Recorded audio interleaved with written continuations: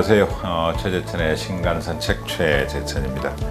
이번 주 소개해드릴 책은요, 어느 노학자의 자서전 겸 회고록입니다. 여러분들 잘 아시는 한국사회학과 고대 한일관계사 연구에 아주 독특한 그리고 독자적인 학설을 쭉 펴고 계셨던 고려대 출신의 최재석 교수님이신데요. 그간 50년, 이 책 마지막 부분을 보면 이제 85세를 넘기셨던데, 그 바람 많았던 여러 인생들을 자신의 학문의 세계, 관계들, 그리고 또 평생 견지해온 자신의 입장에 대한 강력한 반발, 그리고 논지를 다시 한번 확인하는 그런 대단히 뚝심 있고 독자적인 멋진 회고록이라고 생각을 했습니다. 네, 2011년에 나온 초판은 절판되었지요. 이번 주 신간 역경의 행운인데요. 이 책을 통해 한국 사회사와 또 우리 고대 한일 관계사에 대해서 좀 새롭게 알게 되실 분들이 많을 거라고 기대됩니다.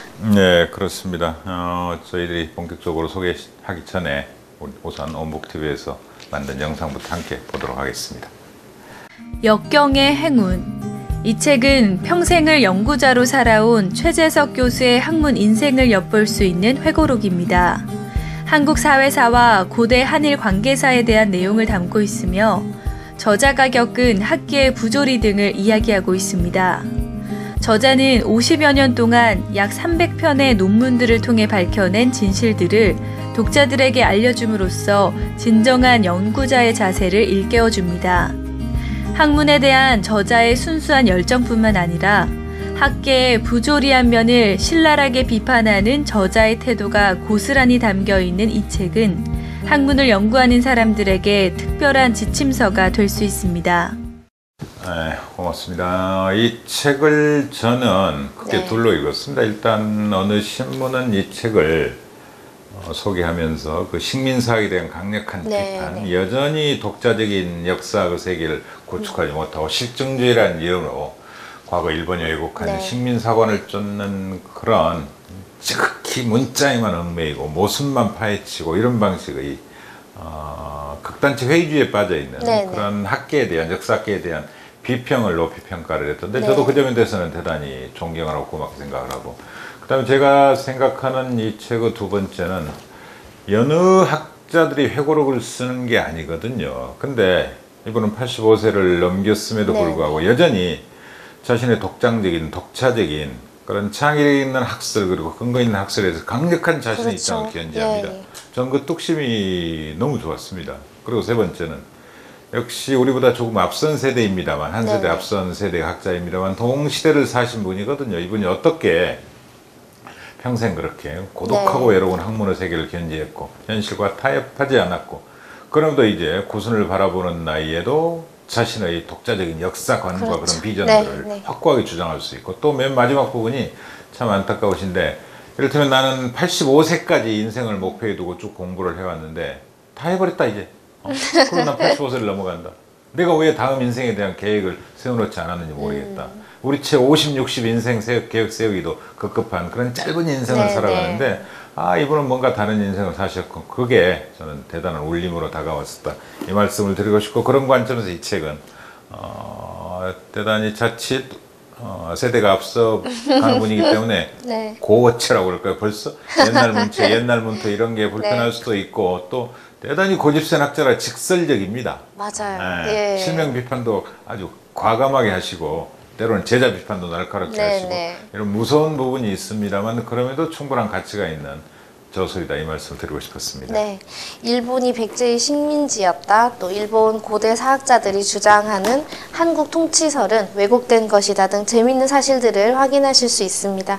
어떻게 보셨는지요?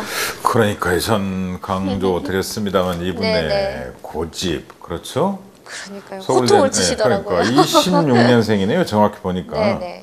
26년생이면 지금 정말 90이시네. 저도 저희 집에 있는, 제가 가지고 있는 책 보니까 이분 책 몇 권 가지고 있던데, 사실 누구나 젊은 시절에 우리가 흔히 말하는 제야상, 제조와 제야를 나눈다는 것도 참 창피한 일인데 여전히 그런 말 쓰거든요. 법조인도 제야 제조 따지고, 학자도 제야 제조 따지고, 강단사학만이 최고고, 이런 걸 벗어 던져야 되는데, 하여튼 대개들 대학 때 그런 제야 사학자들 주장하는 그런 참신한 논리들에 빠져들고 그 식민사학으로 벗어나는 여러 논리들에 빠져든 적들이 다들 있을 텐데 저도 네네. 한때 이런 강단에서 비판하는 민족사 이런 사학이 좀 빠져들어가지고 저도 사실은 최재석 교수 책을 쭉 읽어왔기 때문에 네. 지난번 2011년 판이 나왔을 때는 놓쳤고 네네. 이번에 나왔다길래 그래 내가 좋아하는 분이라고 그러고 사실은 이 책을 집어던졌습니다만 다시 강조합니다만 이번에 그 평생 네네. 학문에 대한 헌신, 열정 무서운 겁니다. 말씀하신 예, 대로 그 예. 열정의 흔적이 그대로 느껴지는 게 네. 1959년부터 시작해서 50년 동안 매년 평균 6편씩 연구 논문을 발표하셨다고 그러니까 하더라고요. 그래서 6, 5, 30, 예, 300편이라고 300편. 네네. 어느 학자가 지금이야 논문으로 교수 평가하고 교수 진급 심사하고 이래서 많이 쓴다고 그럽니다만 어떻게 300편을 쓸 수가 그러니까요. 있겠습니까? 신문 칼럼 쓰래도 300편 쓰기 어려울 텐데 네네. 그리고 저술도 어마어마하죠. 앞에 예예. 서문 보면 주로 농촌사회, 가족사회, 사회사 쭉 하시고 또 한국 가족과 사회, 또 네네. 한일 관계사, 네. 고대 한일 불교 관계사 수십 권의 저서라고 많아요. 되어 있네요. 예, 수십 예. 권. 수십 권의 저서와 300편의 논문. 논문. 네. 예. 대단하신 것 같아요. 최근 그 일본의 한 사학자가 일본 국왕이 백제에서 건너왔다는 내용의 저서 등을 발표하기도 했습니다만은 이것만으로는 왜곡된 한일 관계를 바로잡는 데는 조금 부족하죠. 네. 꾸준한 노력이 뒷받침이 되어야 될 것 같습니다.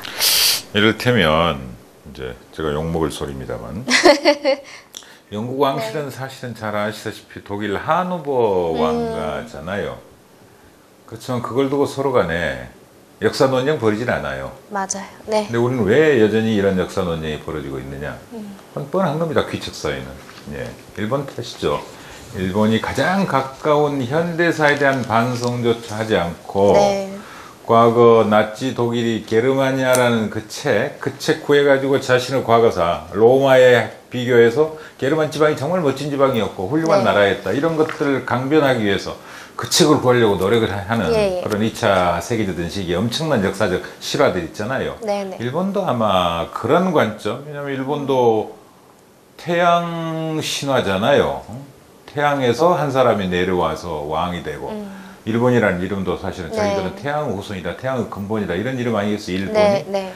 그러니까 일개일손, 태양으로 내려온 쭉 그런 단일 왕조, 단일 천황 체계를 구축하다 보니까 그 나머지 역사를 마치 유일신앙처럼 변방 네. 취급하고 자신들의 역사에 복속시키려는 거죠. 거기에 이제 우리나라 학계나 네. 학자들이 희생양이 되고 네. 네. 우리 삼국사학이나 이런 것들이 그야말로 가위질되는 예, 난도질 예. 당하는 예. 이런 일들이 벌어졌죠. 한국에는 구석기만 하나도 없었다 뭐 이런 식으로 하죠. 나중에 핵석기 나와서 그게 깨졌습니다만 네.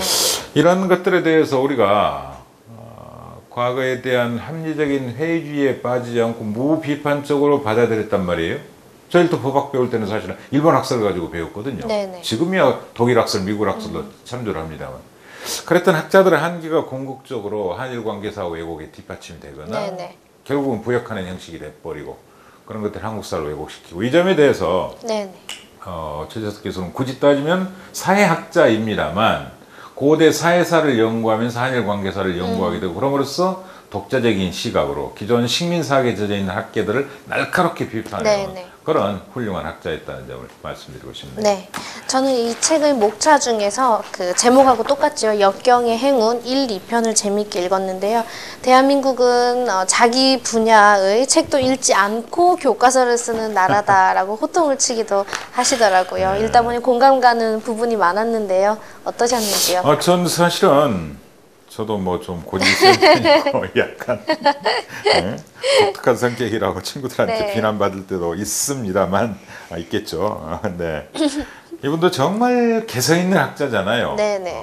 대단히 독보적인 존재의 학자고 이 중간중간 들어있는 사진도 얼마나 예, 예. 멋있습니까. 근데 식민사학에 대한 비판 부분인데요. 아마 이 책을 재출간하게 된 계기도 예. 그런 점이 의미가 있을 텐데 아예 대놓고 까는 겁니다. 속된 표현으로. 이를테면 우리나라 고대 사학자인 이병도, 이기백, 김철준, 이기동 한국 최고의 1세대 사학자들 아니에요? 이를테면 저 같은 경우도 대학 다닐 때 고시 공부할 때 한국사 실로는 이기백 교수 책 보고 그걸 달달달달 외워가지고 사고시험 봤거든요. 어쩌면 제 머릿속은 완전히 거기에 지금 세뇌되어 있을 겁니다. 근데 이병도 논문 다 보고 그랬거든요. 이병도, 이기배, 김철준, 이기동 등도 한결같이 삼국사기 초기 기록이 조작되었다고 주장하므로 나는 85년에 논문을 발표해서 공개 질문했다. 당신들은 안 된다, 틀렸다. 네. 답변을 해달라 그랬는데 25년이 지난 지금 2010년 현재까지 답변이 없다. 그 사이에 이병도 선생 돌아가시고 이기백 선생 돌아가시고 김철준 선생 돌아가시고 내 나이 이기동 남은 한 분 이기동 교수도 자신 20세 정도 연상이니까 내 사후가 아니라 생존 시에 내 비판에 답주기 바란다. 내 생전에 침묵을 지키다가 사후에 이러쿵저러쿵 해서는 안 될 것이다. 이 무서운 주장.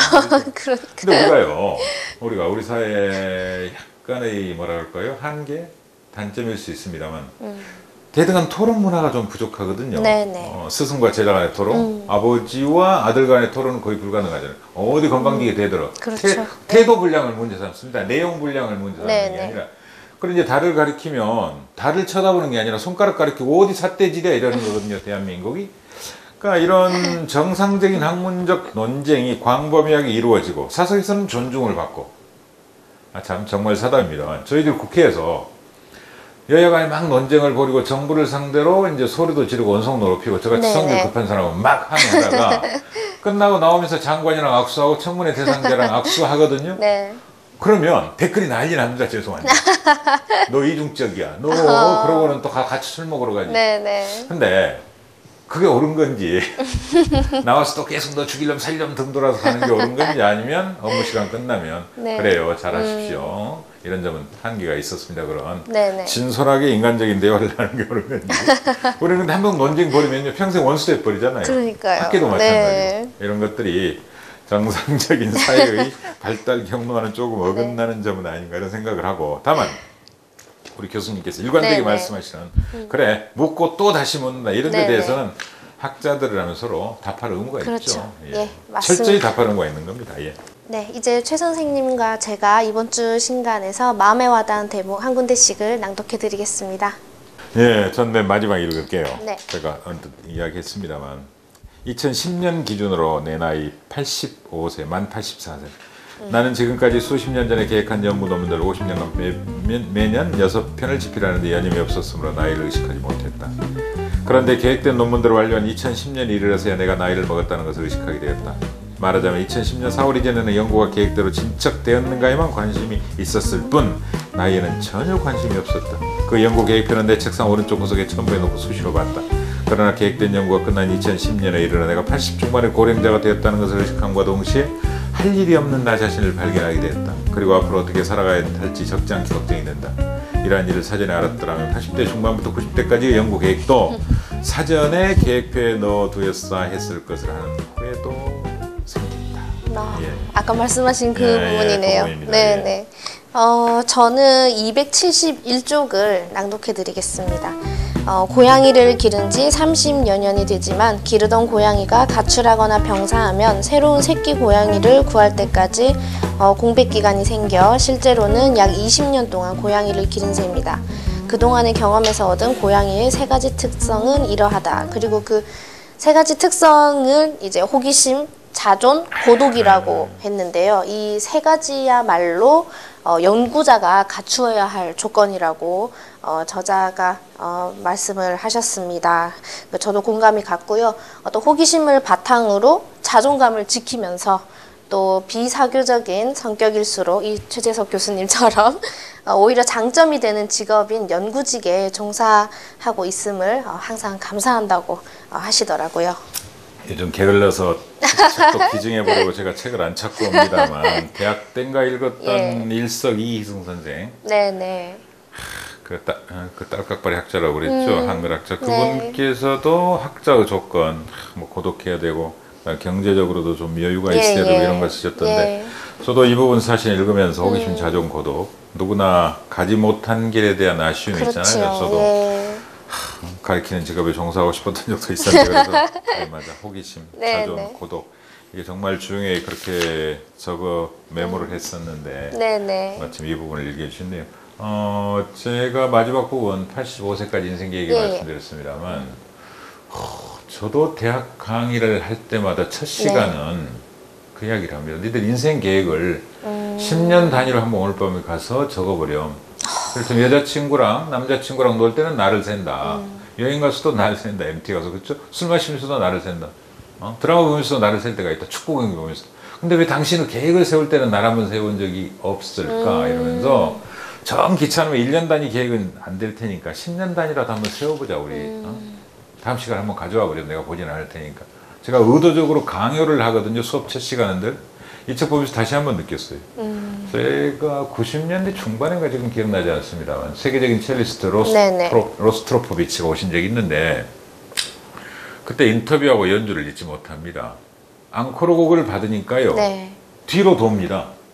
객석을 향해서는 등을 돌리고 네. 그 합창석이라고 있잖아요. 예. 합창석에 가난한 학생들이 이제 마지막에 티켓 끊어서 올라오잖아요. 그 사람들을 위해서 앙코르 곡을 연주를 해줘요. 근데 그것보다 더 감동적인 인터뷰에 그때 기자에게 수첩을 보여주면서 네네. 이것도 찾아와야 되는데 안 찾아왔는데 나는 80까지 이렇게 벌써 연주 계획이 끝나 있어. 그때 아마 60 몇 세일 겁니다. 네네. 나 초청하려면 80 넘어서 초청을 해주셔야 돼. 어떻게 저럴 수가 네. 있을까? 난 도저히 저런 방식의 긴 호흡의 인생을 설계하지 못할 텐데 제가 그때 변호사 때인데 네네. 난 두렵다 그랬어요. 막연하게 10대, 20대, 30대, 20대 초반에 30대는 뭐하고 40대 네. 뭐하고 50대 네. 뭐하고 이런 식으로 정치적 계획, 학문적 계획을 조금 막연하게 세워주고 60 넘어서 은퇴하면 네네. 사회복지시설 해야지 뭐 이 정도 단순한 생각이었는데 예. 그때 충격받아서 좀 더 세분화시켜야 되겠구나 네, 그런 적이 네. 있는데 여러분들께서도 그 맨 마지막 문장 85세까지 인생 계획을 세워놓고 살았고 이야. 나는 다 이루었다. 그렇죠? 하고 나니까 난 그럼에도 아직은 열정이 남아있는데 더 못한 내가 것에 이게 대한. 한계야. 네. 이런 것들이 우리 네. 젊은 분들에게 특히 책을 사랑하는 모든 분들에게 중요한 좌표나 등대가 되기를 바랍니다. 조금 난해한 책 같아서 빨리 끝내려고 했습니다만 오늘도 말이 길어졌습니다. 이번 주 하여튼 신간 우리 노학자 최재석 선생의 역경우의 행운을 네. 함께 하시고 좋은 인생의 교훈을 받길 바라시길 바랍니다. 지금까지 최재천이었습니다. 최재천의 신간산책 다음 주에 다시 찾아뵙겠습니다. 감사합니다.